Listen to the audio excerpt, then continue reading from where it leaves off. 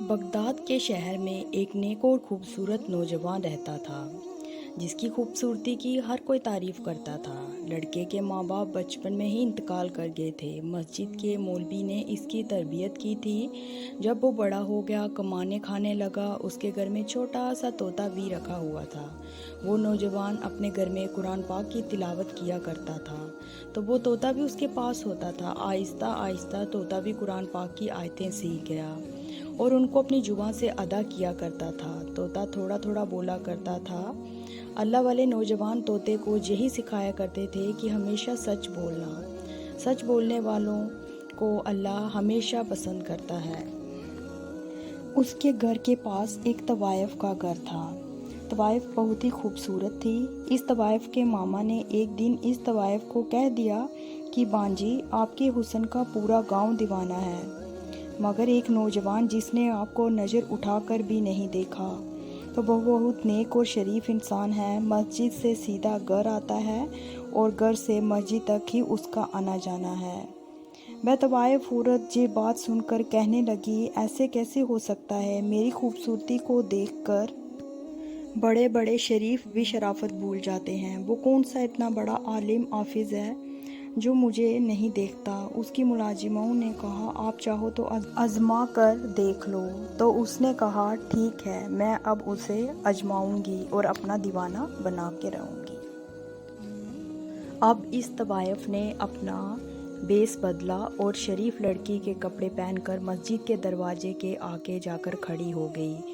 باقی جب بھی وہ لڑکا آئے تو کسی نہ کسی بہانے سے اسے بلا سکے، بہکا سکے۔ لڑکا جب بھی نماز پڑھنے آئے تو کبھی بھی آنکھ اٹھا کر اس لڑکی کو نہیں دیکھتا، ہمیشہ نظر جھکا کر جاتا اور نظر جھکا کر ہی واپس اپنے گھر کو چلا جاتا۔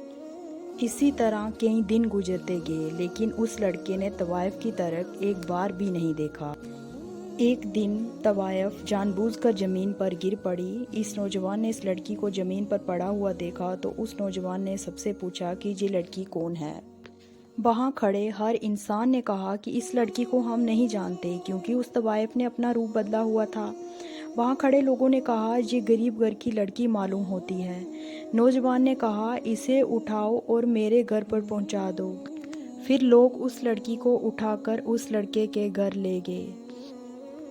لڑکی سوچنے لگی، میرا پہلا بار کامیاب ہو گیا، اور لڑکی یہ سوچنے میں لگی تھی کہ اب میں اس اللہ والے نوجوان کو آسانی سے بہکا سکتی ہوں، اور رات کی تنہائی میں بہکانا اور بھی آسان۔ وہ لڑکا عشاء کی نماز پڑھنے مسجد میں گیا اور وہ عورت اس کا انتظار کر رہی تھی۔ اس نے آ کر پوچھا کہ آپ کی طبیعت کیسی ہے؟ وہ بدکار عورت کمزوری کا بہانہ بنانے لگی اور آنکھوں ہی آنکھوں میں اپنا شیطانی حسن دکھانے لگی۔ اس بدکار عورت نے ہر قسم کے تیر چلائے، وہ اللہ والے نوجوان کو پھنسانے میں ناکام رہی۔ وہ تھک ہار کر لیٹ گئی اور سوچنے لگی، اگر کوئی بوڑھا انسان بھی ہوتا تو وہ بھی میرے پیچھے آ جاتا، لیکن یہ نوجوان پتہ نہیں کس مٹی کا بنا ہے، میرا کوئی اشارہ ہی نہیں سمجھ رہا ہے۔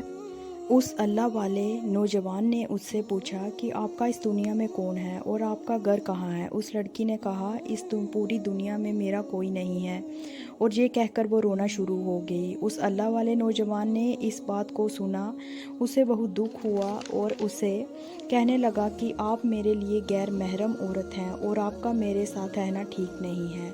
اس بدکار عورت نے جب یہ سنا تو وہ کہنے لگی کہ میں کہاں جاؤں گی، اور اس نوجوان نے کہا، آپ آج رات یہاں ٹھہر سکتی ہو، مگر صبح آپ کو جانا ہی ہوگا۔ یہ بات سن کر بدکار عورت یہ سوچنے لگی کہ میں کیسے اس نوجوان سے گناہ کرواؤں، لیکن وہ ناکام رہی۔ صبح اس اللہ والے نوجوان نے مولانا صاحب سے مشورہ کیا کہ ایک غریب عورت میرے گھر پر رہ رہی ہے، میں بہت پریشان ہوں، میں کیا کروں؟ مولانا نے کہا، اگر اس کا اس دنیا میں کوئی نہیں اور وہ لاوارث ہے تو تم اس کے ساتھ نکاح کر لو، آخر کار ایک نہ ایک دن تو تم نے شادی کرنی ہی ہے۔ اس نوجوان نے واپس آ کر اس لڑکی کو بتایا کہ مولانا نے کہا ہے کہ میں آپ سے نکاح کر لوں۔ یہ بات سن کر وہ لڑکی خوفزدہ ہو گئی اور سوچنے لگی، میرا ارادہ تو نکاح کرنے کا نہیں ہے، میں تو اس کے ساتھ ناجائز تعلقات قائم کرنا چاہتی ہوں۔ اس کی بیوی بننے نہیں آئی، اور اس عورت نے اللہ والے نوجوان سے کہا مجھے آج رات کا موقع دو سوچنے کے لیے، میں صبح بتاؤں گی۔ پھر اس عورت نے سوچا جھوٹ موٹ کے صحیح، یہ نوجوان میرا تو ہوگا، جیسے ہی میرا کام پورا ہوگا میں جہاں سے بھاگ جاؤں گی۔ صبح ہوتے ہی اس لڑکی نے نوجوان کو کہا میں آپ سے نکاح کرنے کے لیے راضی ہوں۔ یہ سن کر وہ نوجوان بہت خوش ہوا کہ اللہ پاک نے مجھے موقع دیا کہ میں کسی بے سہارا کا سہارا بن سکوں، اور اس طرح اس عورت کی زندگی بھی بچ جائے گی۔ اس نے مولانا صاحب کو بلایا اور نکاح کر لیا۔ نوجوان کی شادی سے سب خوش ہوئے کہ اس اللہ والے نوجوان نے نکاح کر لیا اور اپنی زندگی کی ایک نئی شروعات کر لی۔ وہ نوجوان تو اللہ پاک کی عبادت کرنے والا تھا۔ کچھ دن گزرے، جب اس عورت کا اس اللہ والے سے دل بھر گیا تو وہ کہنے لگی ابھی مجھے یہاں سے جانا چاہیے، میں یہاں کیسے رہ سکتی ہوں، میں تو اب اس دنیا میں واپس جانا چاہتی ہوں۔ لیکن میں اس لڑکے کے نکاح میں ہوں، اس کی بیوی ہوں، اور بدکار عورت نے اپنی ملازمت کو پیغام بھیجا اور میں یہاں سے نکلنا چاہتی ہوں، کوئی بندوبست کرو۔ اب ملازمہ اس کے پاس آئی اور کہنے لگی کہ اب آپ اس کی بیوی بن چکی ہو، یہاں سے کیسے نکلو گی، آپ نے ایسا کیوں کیا تھا؟ اس بدکار عورت نے کہا کہ میں اس کی خوبصورتی میں پاگل ہو گئی تھی، میں تو بس اسے ذلیل کرنا چاہتی تھی، اسی لیے وہ لڑکا تو مجھے دیکھنا بھی نہیں چاہتا تھا، تو پھر میں اور کیا کرتی، مجھے مجبوراً اسے نکاح کرنا پڑا۔ مگر اب مجھے یہ پسند نہیں اور میں یہاں سے نکلنا چاہتی ہوں۔ ملازمہ نے اس سے کہا کہ تم اس سے طلاق لے لو۔ وہ عورت کہنے لگی کہ میں اس سے طلاق نہیں لے سکتی کیونکہ وہ بہت اچھا انسان ہے، وہ مجھے طلاق نہیں دے گا، مجھے اتنا شریف آدمی نہیں چاہیے۔ میں ایک کام کرتی ہوں، میں اسے قتل کر دیتی ہوں، اور اپنی کوٹھے والی زندگی کو یاد کرنے لگی۔ یہاں روز امیر امیر لوگ میرے پاس آیا کرتے تھے، میرے اوپر ہزاروں دینار نشاور کیا کرتے تھے، مجھے یہاں پر نہیں رہنا۔ اس نے اپنی ملازمہ کو کہا مجھے زہر لا کے دو تاکہ میں اسے مار دوں۔ جب یہ بات ملازمہ نے سنی تو ملازمہ زہر لینے چلی گئی۔ جب ملازمہ نے اسے زہر لا کر دیا اور جب اللہ والا نوجوان رات کو گھر واپس آیا تو یہ بدکار عورت سر سنور کر اس کے سامنے آئی اور کہنے لگی میں ابھی آپ کے لیے کھانا لے کر آتی ہوں۔ جب وہ کھانا لائی تو اس میں زہر ملا کر لائی اور اسے وہ کھانا کھلا دیا۔ اب وہ طوطا تو ہر وقت اس کے گھر میں موجود رہتا تھا، یہ سب دیکھ رہا تھا۔ اس طوطے نے چیخنا چلانا شروع کر دیا، بچاؤ بچاؤ۔ وہ اللہ والا نوجوان اس کے پاس آیا اور کہنے لگا تم آج اتنا کیوں چیخ رہے ہو؟ طوطا پھر بولا بچاؤ بچاؤ۔ اس کی یہ بات سن کر نوجوان بہت حیران ہوا۔ پھر اس نوجوان نے کھانا کھایا اور اپنی بیوی کو کہا میں سونے جا رہا ہوں، مجھے تہجد کے لیے بھی اٹھنا ہے۔ جب آدھی رات ہوئی تو اسے تکلیف ہونا شروع ہو گئی۔ اس نے اپنی بیوی سے کہا میرے پیٹ میں بہت درد ہے، ایسا لگ رہا ہے میرے پیٹ میں کوئی چھریاں چلا رہا ہے۔ وہ بدکار عورت کہنے لگی آپ نے ضرور کوئی الٹی سیدھی چیز کھا لی ہوگی۔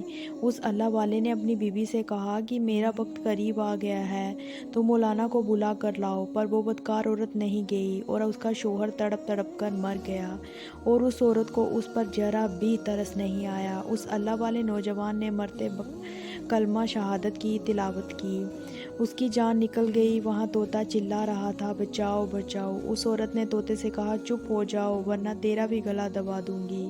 اس عورت نے اپنی ملازمہ کو پیغام بھیجا کہ تم جلدی یہاں آؤ۔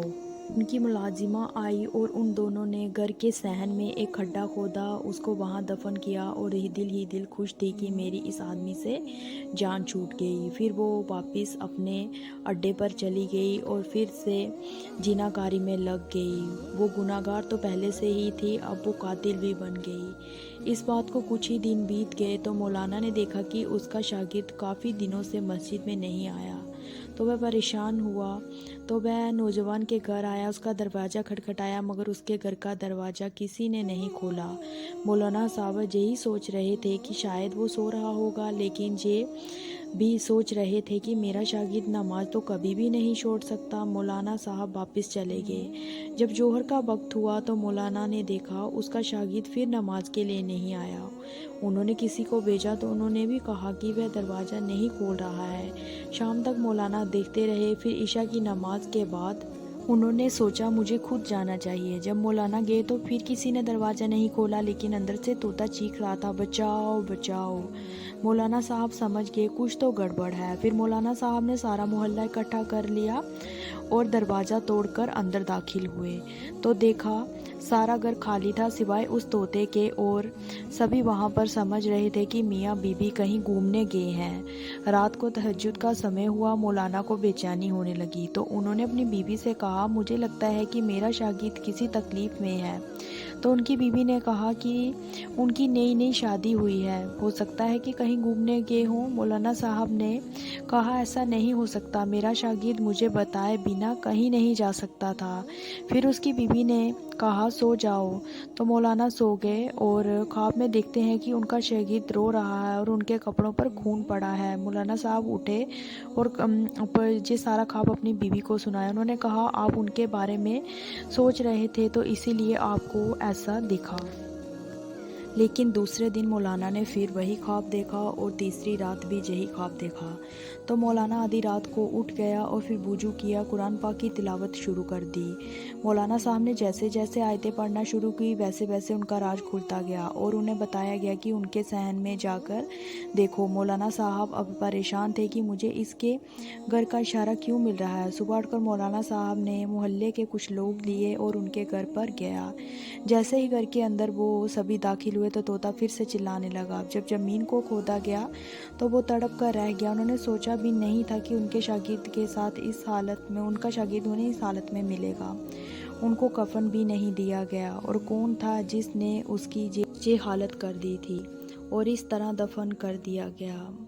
مگر اللہ تعالیٰ کی قدرت دیکھیے، ان کی لاش ایسے تھی مانو اسے ابھی ابھی دفن کیا ہو۔ اس کے چہرے سے نور چمک رہا تھا۔ اس کو دیکھتے ہی مولانا نے اپنا سر پکڑ لیا اور نیچے زمین پر بیٹھ کر رونے لگے۔ مولانا صاحب نے دیکھا ان کی بیوی جہاں پر نہیں۔ مولانا صاحب نے سب سے پہلے شاگرد کا جنازہ پڑھایا، اسے دفن کر دیا، اور سب لوگ اس بات سے پریشان تھے کہ اس کا قتل کس نے کیا۔ مولانا اپنے گھر پر آئے اور اپنے شاگرد کو یاد کر کے رونے لگے تو طوطا سب کچھ دیکھ رہا تھا۔ اسے لگا کہ یہ طوطا کبھی بول نہیں پائے گا، پر اللہ پاک نے اس طوطے کو بولنے کی توفیق عطا فرمائی۔ طوطے نے مولانا سے کہا وہ عورت ایک طوائف تھی اور بدکار تھی، وہ اس سے زنا کرنا چاہتی تھی۔ وہ بدکار عورت نے جہاں بیس بدل کر آئی تھی اور اس عورت نے ہم سب کو بیوقوف بنایا۔ اس نے اللہ والے سے نکاح کیا اور جب اس کا دل بھر گیا تو اسے زہر دے کر مار دیا۔ اب وہ زناکاری اور بدکاری کے لیے اپنے کوٹھے پر چلی گئی ہے۔ اتنا بتا کر طوطا خاموش ہو گیا۔ پھر مولانا طوطے کو لے کر اپنے گھر چلا گیا اور طوطے کو اپنے گھر پر رکھ لیا۔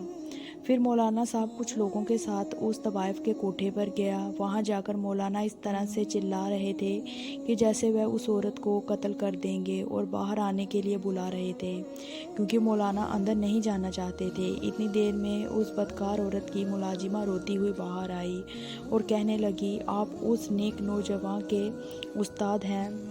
تو مولانا نے کہا میں اس کا استاد بھی ہوں اور باپ بھی۔ تم باہر بلاؤ اس طوائف کو جس نے میرے بیٹے کے ساتھ اتنا ظلم کیا۔ اس ملازمہ نے مولانا سے کہا کہ اسے اس کی سزا مل گئی ہے۔ جس رات وہ اپنے شوہر کو مار کر بدکاری کے اڈے پر آئی تھی وہ بہت خوش تھی۔ وہ تیار ہو کر بدکاری کے لیے نکل رہی تھی کہ ایک دم اس کا جسم بدلنا شروع ہو گیا اور دیکھتے ہی دیکھتے اس کا شریر بندر میں تبدیل ہو گیا۔ اس کو ہم نے ایک کمرے میں قید کر دیا ہے کیونکہ اس کے چہرے کو دیکھ کر ہمیں خوف آتا ہے، اور اس نے اللہ والے نوجوان کے ساتھ جو کیا اس میں بھی شامل تھی۔ آہستہ آہستہ میرا چہرہ بھی بدل رہا ہے اور ایسا لگ رہا ہے کہ میں بھی ایسی ہی بن جاؤں گی۔ آپ مجھے معاف کر دیجیے اور اللہ والے نوجوان سے کہیے کہ مجھے معاف کر دے۔ اللہ پاک نے تو ہماری زندگی ہی جہنم بنا دی ہے۔ مولانا صاحب نے کہا اللہ پاک نے آپ کو اس کی سزا دنیا میں ہی دے دی، اب میں کیا کر سکتا ہوں؟ میرا بیٹا تو شہادت کی موت پا چکا ہے، لیکن تمہاری مالکن تو ہمیشہ کے لیے بندر کی شکل میں تبدیل ہو گئی۔ اللہ سے بس یہی دعا ہے کہ اللہ ہمیں نیک کاموں کو کرنے کی توفیق عطا فرمائے، آمین۔ اسی کے ساتھ میں آپ کے لیے اور اچھی اسلامک ویڈیوز بنا کے لے کے آ سکوں، پلیز میرے چینل کو سبسکرائب کر لیجئے اور میری فیملی کا حصہ بن جائیے، اور ملتے ہیں ایک نیو ویڈیو کے ساتھ۔ تب تک اللہ حافظ۔